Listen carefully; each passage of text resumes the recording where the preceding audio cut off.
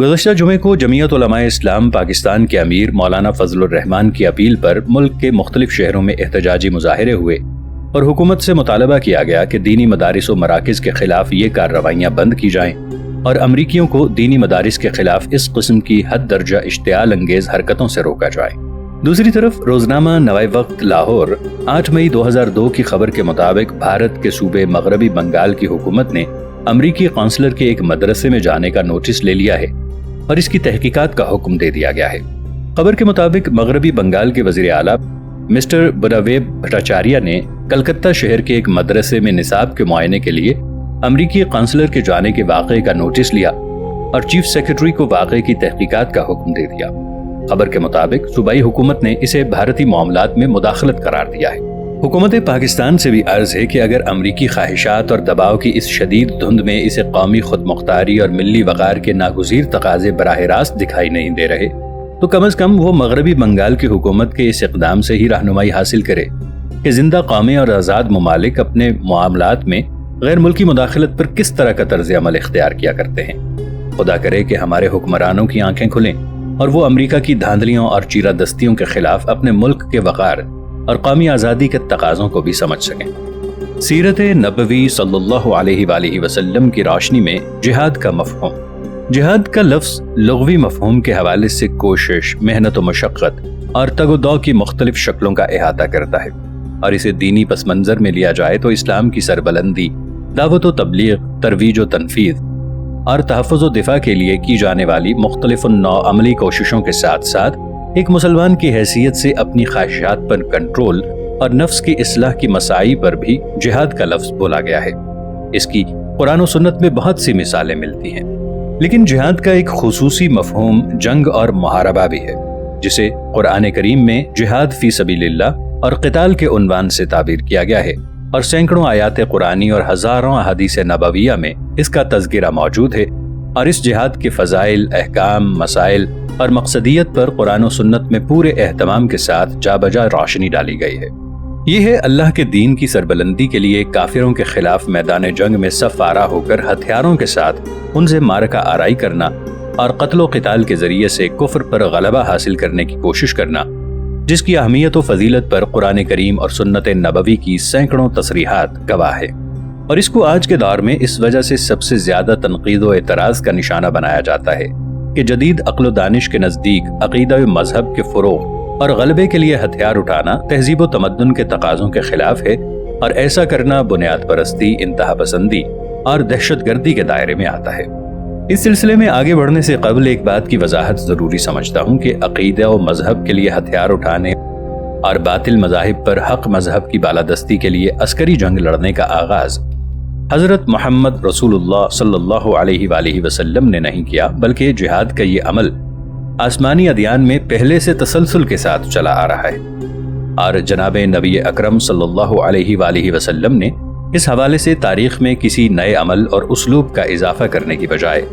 آسمانی مذاہب کی ایک مسلسل روایت کو برقرار رکھا ہے۔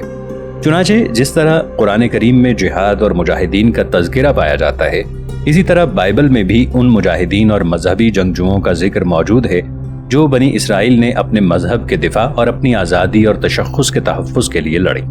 مثال کے طور پر قرآن کریم نے فلسطین کی سرزمین پر لڑے جانے والی ایک مقدس جنگ کا سورۃ البقرہ میں تذکرہ کیا ہے، جو جالوت جیسے ظالم حکمران کے خلاف حضرت طالوت کی قیادت میں لڑی گئی، اور اس میں حضرت داؤد علیہ السلام کے ہاتھوں جالوت بادشاہ کا معجزانہ طور پر خاتمہ ہوا۔ اس جنگ کا تذکرہ بائبل میں بھی موجود ہے، اور اس میں حضرت طالوت کو ساؤل بادشاہ کے نام سے ذکر کیا گیا ہے۔ اس لیے اگر آج کی جدید دانش کو مذہب کے نام پر ہتھیار اٹھانے پر اعتراض ہے تو اس کا ہدف صرف قرآن کریم اور جناب نبی اکرم صلی اللہ علیہ وآلہ وسلم کی ذات گرامی نہیں، بلکہ اصولی طور پر بائبل اور بنی اسرائیل یعنی یہود و نصارہ کی پوری تاریخ اس کی زد میں ہے، صرف اتنے فرق کے ساتھ کہ بائبل کے ماننے والوں نے بائبل پر ایمان کے دعوے کے باوجود اس کے عملی احکام اور ماضی سے دستبرداری کا اعلان کر دیا ہے، جبکہ قرآن کریم پر ایمان رکھنے والے تمام تر عملی کمزوریوں کے باوجود اپنے ماضی اور قرآنی احکام و تعلیمات سے دستبردار ہونے کے لیے تیار نہیں ہیں۔ اس وضاحت کے بعد جہاد کی مقصدیت کے حوالے سے یہ عرض کرتے ہیں کہ جہاد کا مقصد حضرت صلی اللہ علیہ وآلہ وسلم نے اعلاء کلمت اللہ قرار دیا ہے کہ اللہ تعالیٰ کا کلمہ بلند ہو، جس کا مطلب عملی طور پر یہ ہے کہ انسانی سوسائٹی میں حکم اور قانون کا درجہ انسانی خواہشات اور ظن و گمان کو نہیں، بلکہ اللہ تعالیٰ کے احکامات اور آسمانی تعلیمات کو حاصل ہونا چاہیے۔ اور کلمت اللہ کی اس سربلندی کے لیے قرآن کریم اور جناب نبی اکرم صلی اللہ علیہ وآلہ وسلم نے آسمانی مذاہب کی ان دینی مارکہ آرائیوں کے تسلسل کو باقی رکھا ہے تاکہ کسی دور میں بھی انسانی خواہشات اور عقل و گمان کو وحی الہی اور آسمانی تعلیمات پر غلبہ حاصل نہ ہو پائے، اور انسانی سوسائٹی پر اللہ تعالیٰ کے احکام کی عملداری کے جس مشن کے لیے حضرات انبیاء کرام مبعوث ہوتے رہے ہیں اس میں تعطل واقع نہ ہو۔ چنانچہ جناب رسول اللہ صلی اللہ علیہ وآلہ وسلم نے ایک ارشاد مبارک میں یہ کہہ کر اس جد و جہد کے قیامت تک جاری رہنے کا اعلان فرما دیا ہے کہ الجہاد ماضی الی یوم القیامہ۔ ناظرین، آگے بڑھنے سے پہلے کامنٹ سیکشن میں ہمیں اپنی آراء سے ضرور آگاہ کیجیے گا کہ آپ کو ہماری یہ سیریز کیسی لگ رہی ہے۔ آئندہ آنے والی اقساط سے باخبر رہنے کے لیے ہمارے چینل کو سبسکرائب کر لیں اور ساتھ موجود بیل آئیکن کو ضرور کلک کر لیں۔ شکریہ۔ یہ فکر و فلسفے کی جنگ ہے، اسلوب زندگی کی مارکہ آرائی ہے اور تہذیب و ثقافت کا محاذ ہے، جس میں شروع سے آسمانی مذاہب کا یہ موقف رہا ہے، اور اب آسمانی مذاہب اور ادیان کے حقیقی وارث کی حیثیت سے اسلام کا موقف بھی یہی ہے کہ اسلام کہ انسانی سوسائٹی کی رہنمائی اور اس کے مسائل کے حل کے لیے انسانی خواہشات اور عقل و دانش تنہا کفایت نہیں کرتی، بلکہ ان پر آسمانی تعلیمات کی نگرانی ضروری ہے، کیونکہ اس چیک اینڈ بیلنس کے بغیر انسانی خواہشات اور انسانی عقل کے لیے پوری نسل انسانی کی ضروریات و مفادات میں توازن قائم رکھنا ممکن نہیں ہے۔ لیکن آج کا سب سے بڑا المیہ یہ ہے کہ تہذیب جدید نے آسمانی تعلیمات سے دستبرداری کا اعلان کر کے خواہشات اور عقل ہی کو تمام امور کی فائنل اتھارٹی قرار دے رکھا ہے، جس سے توازن بگڑ گیا ہے، اجتماعی اخلاقیات دم توڑ گئی ہیں، طاقت کا بے لگام گھوڑا وحی الہی کی لگام سے آزاد ہو گیا ہے، اور پوری دنیا میں ہر طرف جنگل کے قانون کا دور دورہ ہے۔ آج کی جدید دانش نے چونکہ مذاہب کو اجتماعی زندگی سے بے دخل کر کے شخصی زندگی کے دائروں میں محدود کر دیا ہے، اس لیے عقل جدید کے نزدیک مذہب کو وہ مقام حاصل نہیں رہا کہ اس کے لیے ہتھیار اٹھائے جائیں اور اس کے فروغ و تنفیذ کے لیے عسکری قوت کو استعمال میں لایا جائے، ورنہ ہتھیار تو آج بھی موجود ہیں، اور جتنے ہتھیار آج پائے جاتے ہیں اور تیار ہو رہے ہیں انسانی تاریخ میں اس سے قبل کبھی نہیں دیکھے گئے۔ یہ ہتھیار استعمال بھی ہوتے ہیں اور وہ تباہی لاتے ہیں کہ اس سے قبل کی انسانی تاریخ اس کی مثال پیش کرنے سے قاصر ہے، مگر ان ہتھیاروں کو استعمال کرنے والوں کے مقاصد اور عنوانات مختلف ہیں۔ جرمنی نے جرمن نسل کی برتری کے عنوان سے ہتھیار بنائے اور 2 عظیم جنگوں میں پوری دنیا کے لیے تباہی کا سامان فراہم کیا۔ روس نے محنت کشوں کی طبقاتی بالادستی کے نام پر عسکری قوت کا بے تحاشا استعمال کیا اور نسل انسانی کے ایک بڑے حصے کو تہہ تیغ کر دیا۔ اسرائیل ایک نسلی مذہب کی برتری کے لیے اپنے سائز سے سینکڑوں گنا زیادہ ہتھیار جمع کیے ہوئے ہے اور فلسطینیوں کی مسلسل نسل کشی میں مصروف ہے، اور امریکہ نے مغربی تہذیب و ثقافت کے تحفظ کے نام پر افغانستان کی اینٹ سے اینٹ بجا دی ہے۔ سوال یہ ہے کہ اگر نسلی برتری، طبقاتی بالادستی اور تہذیب و ثقافت کے تحفظ کے لیے ہتھیار اٹھانا، اور صرف اٹھانا نہیں بلکہ اسے وحشیانہ انداز میں اندھا دھند استعمال کر کے لاکھوں بے گناہ انسانوں کو موت کے گھاٹ اتار دینا دہشت گردی نہیں ہے، تو اسلامی تعلیمات کے فروغ اور وحی الہی کی بالادستی کے لیے ہتھیار اٹھانے کو کون سے قانون اور اخلاقیات کے تحت دہشت گردی قرار دیا جا رہا ہے؟ باقی تمام پہلوؤں سے صرف نظر کرتے ہوئے آج کی معروضی صورتحال میں امریکہ اور اس کے اتحادیوں کے طرز عمل کا جائزہ لے لیں کہ افغانستان اور دنیا بھر کے مختلف علاقوں میں اسلام کے اجتماعی نظام کے نفاذ کا نام لینے والوں کے خلاف عالمی اتحاد کے پرچم تلے جو وحشیانہ فوج کشی جاری ہے، اس کے جواز میں اس کے علاوہ اب تک کوئی دلیل پیش نہیں کی جا سکی کہ اسلام کا نام لینے والے ان مبینہ انتہا پسندوں سے آج کی عالمی تہذیب کو خطرہ ہے، بالادست ثقافت کو خطرہ ہے اور بین الاقوامی نظام کو خطرہ ہے۔ اس لیے ان انتہا پسندوں کا خاتمہ ضروری ہے، اور ستم ظریفی کی انتہا یہ ہے کہ عقیدے و مذہب کے لیے ہتھیار اٹھانے کو دہشت گردی کہنے والے خود ایک مذہب اور عقیدے کے خلاف ہتھیار اٹھائے ہوئے میدان جنگ میں مسلسل صف آرا ہیں۔ اگر ایک عقیدے، فلسفے اور تہذیب کے تحفظ کے لیے ہتھیار اٹھانے اور اسے بے دریغ استعمال کرنے کا ایک فریق کو حق حاصل ہے، تو اس کے خلاف دوسرے عقیدے، فلسفے اور تہذیب کے علمبرداروں کو ہتھیار اٹھانے کے حق سے کسی طرح محروم نہیں کیا جا سکتا۔ اور ہتھیار بنانے اور استعمال کرنے کے لیے یہ کوئی وجہ جواز نہیں ہے کہ چونکہ ایک فریق کے پاس ہتھیار بنانے کی صلاحیت زیادہ ہے اور اسے ان ہتھیاروں کے استعمال کے مواقع زیادہ میسر ہیں،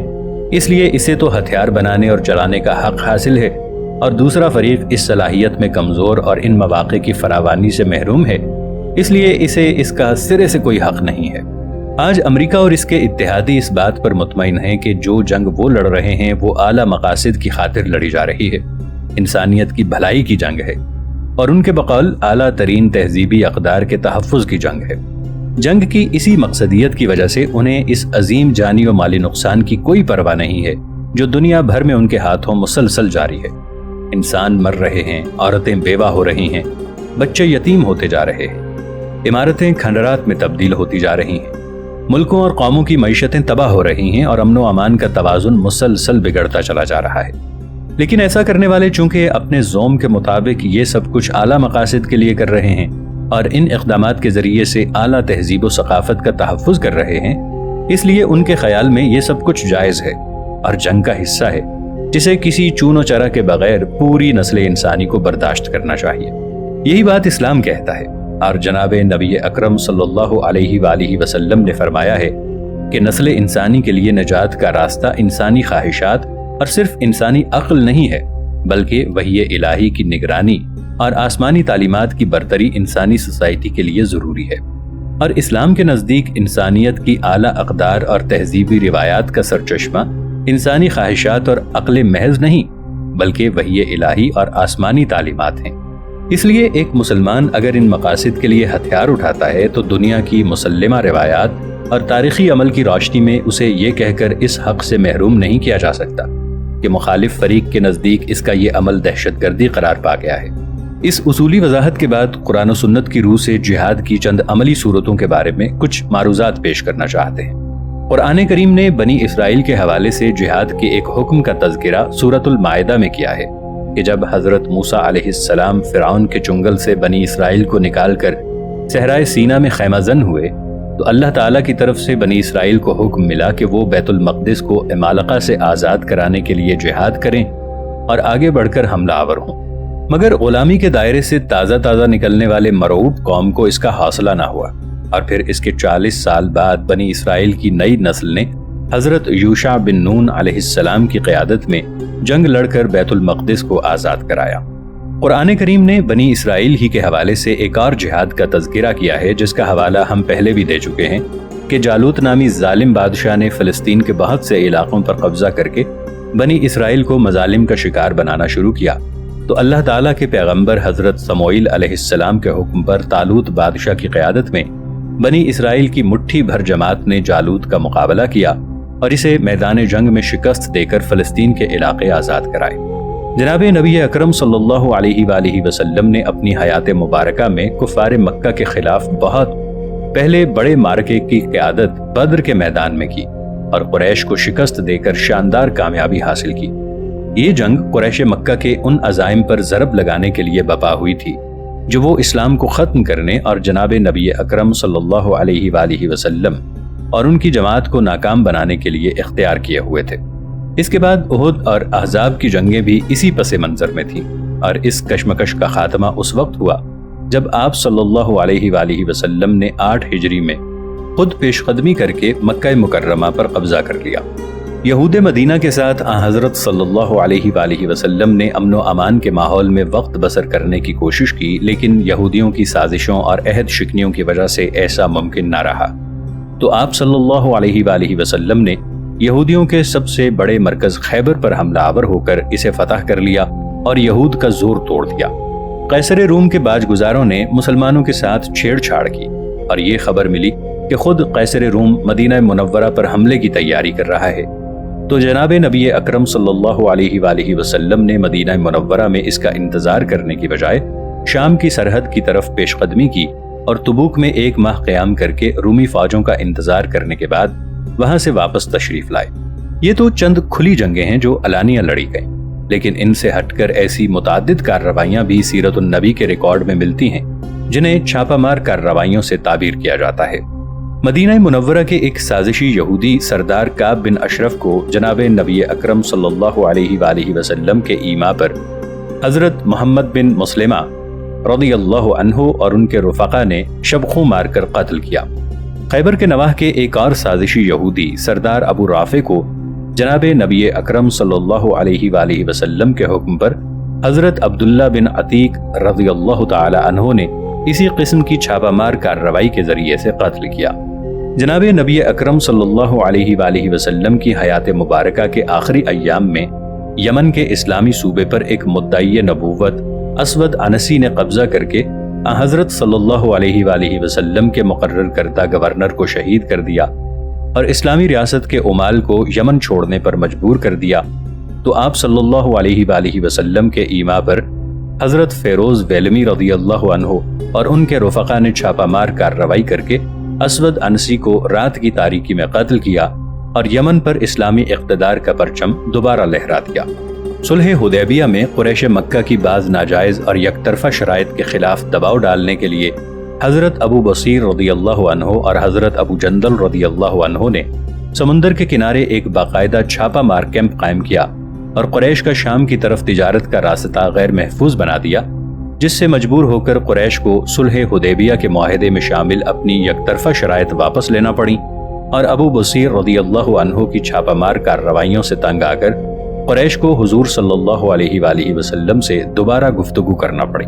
جناب نبی اکرم صلی اللہ علیہ وآلہ وسلم نے میدان جنگ میں دشمن کے مقابلے کے ساتھ ساتھ میڈیا کے محاذ پر بھی کفار کے خلاف صف آرائی کی۔